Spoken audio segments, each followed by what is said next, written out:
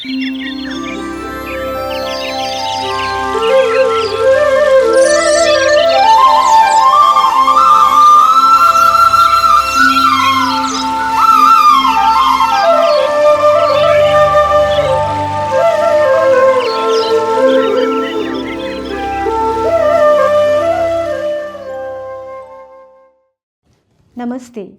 భగవంతుని ముఖ పద్మము నుంచి వచ్చిన గీతని భగవద్గీత అంటారు. ఇది వేదాంత సారం.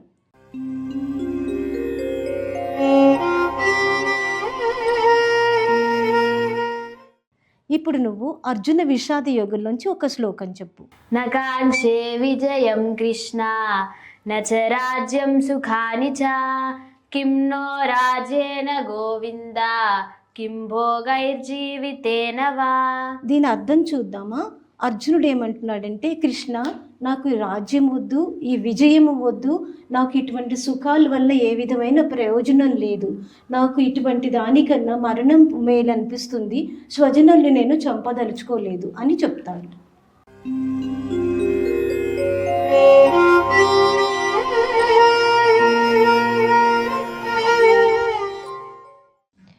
సాంఖ్యయోగంలో ఒక శ్లోకం చెప్పు. దేహినోస్మిన్ యదా దేహే కౌమారం యవ్వనం జరా తదా దేహాంతర ప్రాప్తి ధీరస్తత్ర న ముష్యతి. ఇప్పుడు దీని అర్థం చూద్దాము. ఈ శరీరంలో ఏ విధంగా అయితే ఆత్మ కౌమారం అంటే బాల్యము, చైల్డ్హుడ్ అన్నమాట, చైల్డ్హుడ్ తర్వాత అడోలిసెంట్ ఏజ్ అంటే యవ్వనము, ముసలితనము, ఈ స్టేజెస్ని ఏ విధంగా అయితే క్రాస్ చేసుకుంటూ వెళ్తుందో అదేవిధంగా వచ్చే జన్మ పొందడం కూడా అంత సహజమైనటువంటి విషయం. ఈ విషయంలో ధీరులైనటువంటి వాళ్ళు భయపడరు, బాధపడరు.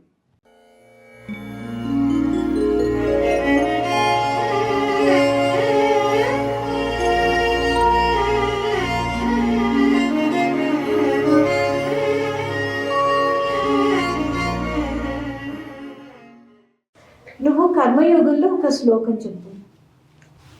యద్యదాచరతి శ్రేష్టః తత్తదేవేతరో జనః సయ ప్రమాణం కురుతే లోకస్తదను వర్తతే. ఇప్పుడు ఈ శ్లోకం యొక్క అర్థం చూద్దాము. ఒక గొప్ప వ్యక్తి ఏ విధంగా గొప్ప పని చేసినట్టయితే అతను ఏం చేశాడో అదే పనిని మిగిలిన వాళ్ళంతా కూడా ఆచరిస్తారు. అదేవిధంగా ఒక గొప్ప వ్యక్తి దేన్ని ప్రమాణంగా ఒక స్టాండర్డ్గా ఎస్టాబ్లిష్ చేస్తాడో దానిని మిగిలిన వాళ్ళందరూ కూడా అంటే ప్రపంచం అంతా కూడా ఆ దానినే ఫాలో అవుతుందని ఈ శ్లోకం యొక్క అర్థం.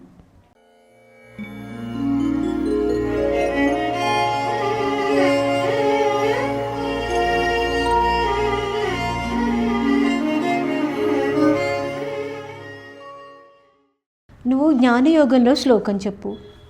యస్య సర్వే సమారంభాః కామ సంకల్పవర్జితాః జ్ఞానాగ్నిదగ్ధః కర్మాణం తమాహుః పండితం బుధాః. ఇప్పుడు ఈ శ్లోకం యొక్క అర్థం చూద్దాము.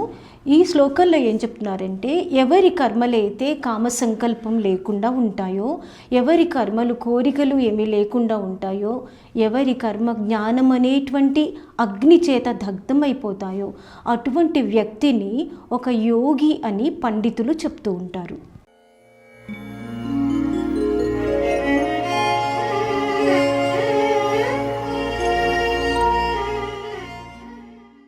ఇప్పుడు నువ్వు కర్మ సన్యాస యోగంలోంచి ఒక శ్లోకం చెప్పు. న కర్తృత్వం న కర్మాణి లోకస్య సృజతి ప్రభుః న కర్మఫల సంయోగం స్వభావస్తు ప్రవర్తతే. ఈ శ్లోకం అర్థం ఏంటంటే, భగవంతునికి మనం చేసేటువంటి కర్మలతో కానీ, కర్మ యొక్క ఫలితంతో కానీ, కర్మఫల సంయోగంతో కానీ ఏ విధమైనటువంటి సంబంధం లేదు. అంటే ఆయన వీటిని వేటిని సృష్టించటం లేదు. ఈ అన్నిటికీ కారణము ఏంటంటే మనం చేసేటువంటి గుణాలే, వాటి యొక్క ప్రకృతే ఇవన్నిటికీ కారణమని ఈ శ్లోకంలో పరమాత్మ చెప్తున్నారు.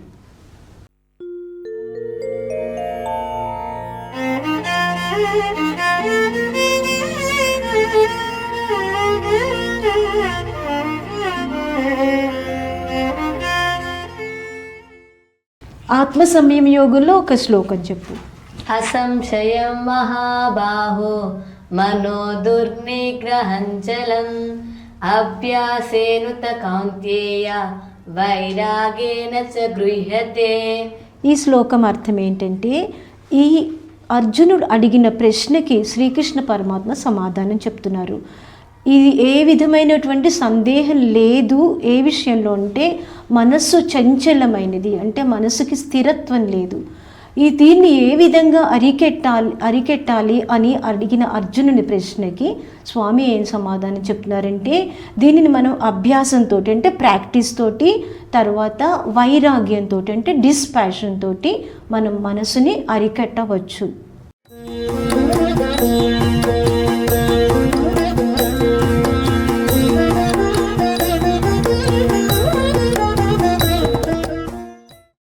విజ్ఞాన యోగంలో ఒక శ్లోకం చెప్పు.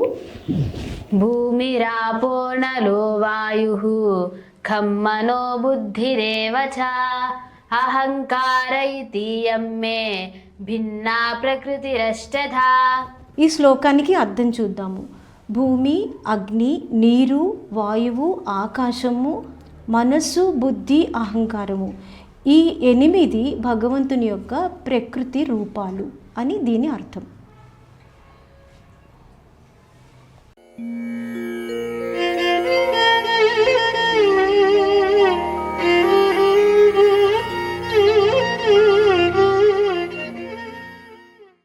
అక్షర పరబ్రహ్మ యోగంలో శ్లోకం చెప్పు. ఓమిత్యేకాక్షరం బ్రహ్మ వ్యాహరన్ మామనుస్మరన్ యః ప్రయాతి త్యజన్ దేహం సయాతి పరమం గతిం. దీని అర్థం ఏంటంటే, ఏ వ్యక్తి అయితే తన చివరి నిమిషాల్లో అంటే చనిపోయే సమయంలో దృష్టిని పూర్తిగా తన కంట్రోల్లో పెట్టుకొని ఇంద్రియాలన్నింటినీ నిగ్రహించుకొని పరమాత్మయందు దృష్టి నిలిపి ఏక అక్షరమైనటువంటి ఓంకారాన్ని సదా జపిస్తూ మరణిస్తాడో అటువంటి వ్యక్తి మోక్షాన్ని పొందుతాడు అని అర్థం.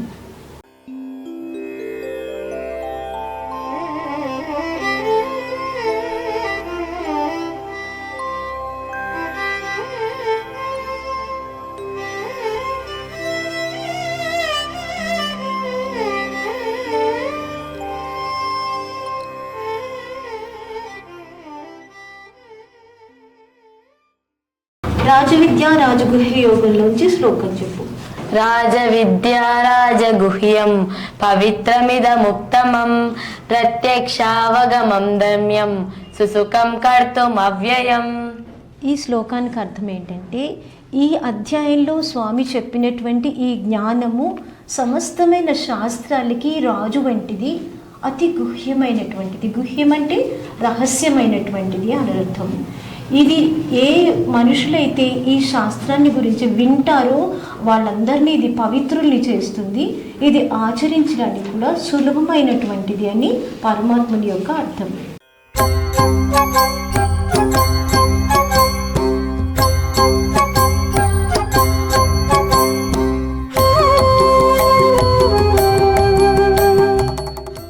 విభూతి యోగంలో శ్లోకం చెప్పు.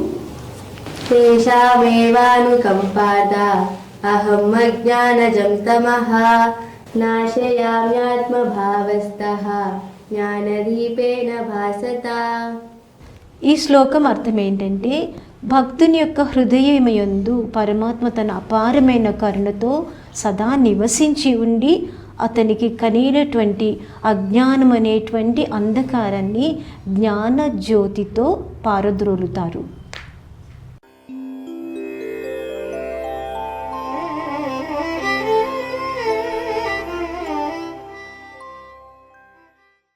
విశ్వరూప సందర్శన యోగంలో శ్లోకం చెప్పు.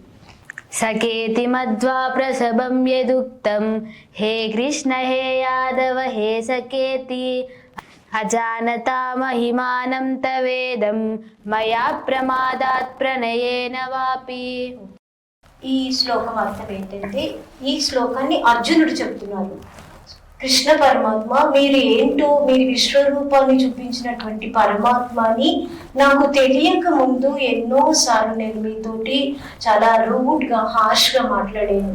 ఓ కృష్ణ, ఓ యాదవ, ఓ సఖ అంటూనే మిమ్మల్ని నేను సంబోధించాను. ఈ విధంగా ఇన్ని రోజులు చేసినందుకు నన్ను క్షమించు స్వామి అని అర్జునుడు చెప్తున్నాడు.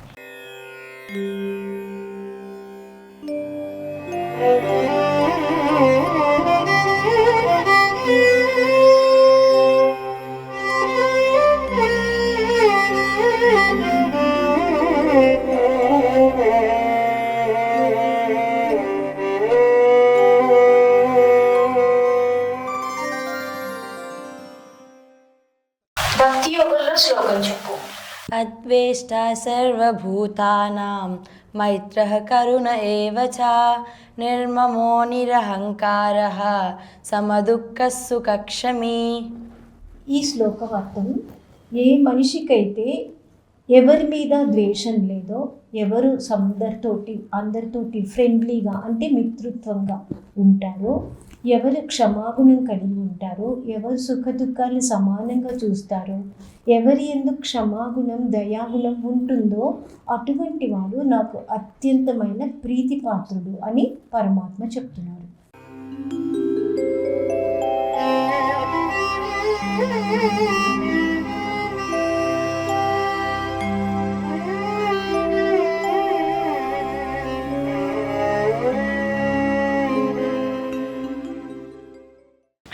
క్షేత్రజ్ఞ విభాగ యోగంలో శ్లోకం చెప్పు. క్షేత్రజ్ఞం చాపి మాం విద్ధి సర్వక్షేత్రేషు భారత క్షేత్రజ్ఞయో జ్ఞానం యత్తజ్ఞానం మతం మమ. ఈ శ్లోకానికి అర్థం ఏంటంటే, శరీరాన్ని క్షేత్రం అంటారు, శరీరాన్ని తెలుసుకునేటువంటి వాడిని క్షేత్రజ్ఞుడు అంటారు. దీనినే మళ్ళీ ప్రకృతి క్షేత్రజ్ఞుడు పురుషుడు అంటారు. ప్రతి ఒక్కళ్ళ యొక్క క్షేత్రంలో అంటే శరీరంలో క్షేత్రజ్ఞుడు ఉంటారని ఎవరైతే తెలుసుకుంటారో వాళ్ళు నిజంగా తెలుసుకున్నటువంటి వారు అని అర్థం.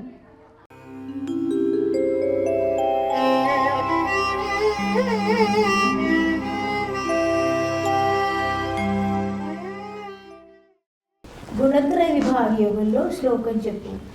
సర్వయోనిషు కౌంతేయ మూర్తయన్ సంభవంతి యాః తాసాం బ్రహ్మ మహత్యోః అహం బీజప్రదః పితా. ఈ శ్లోకానికి అర్థం ఏంటంటే, ఈ ప్రపంచంలో ఉన్న సమస్త జీవరాశులకి ప్రకృతి తల్లి వంటిది, పరమాత్మ బీజ ప్రదాత అయినటువంటి తండ్రి అని అర్థం.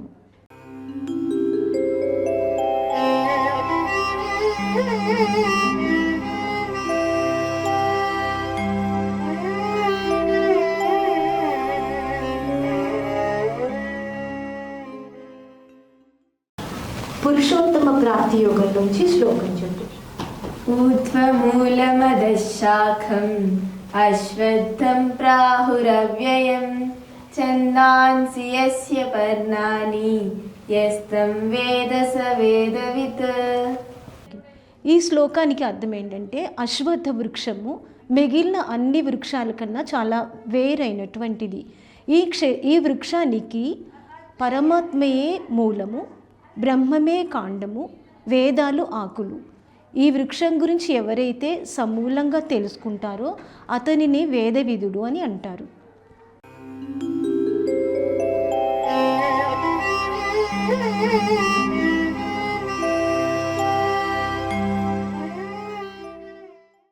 దైవాసుర సంపద్విభాగ యోగంలో శ్లోకం చెప్పు.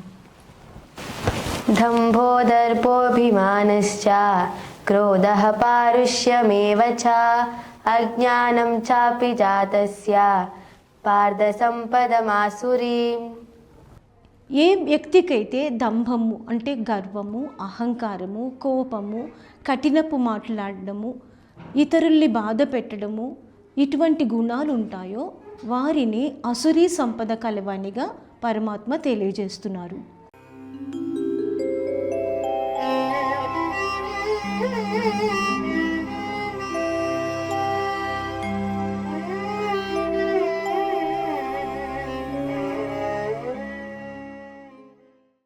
శ్రద్ధాత్రయ విభాగ యోగంలో శ్లోకం చెప్తాను. శ్రద్ధయా పరయా తప్తం తపస్తత్రివిధం నరైః అపలాకాంక్షిభిర్యుక్తైః సాత్వికం పరిచక్షతే. శారీరక, వాచిక, మానసిక తపస్సులని ఏ వ్యక్తి అయితే సెల్ఫ్లెస్గా అంటే ఏ విధమైన కోరికలు లేకుండా శ్రద్ధాపూర్వకంగా ఆచరిస్తారో అటువంటి వ్యక్తి సాత్విక తపస్సు చేసినవాడు.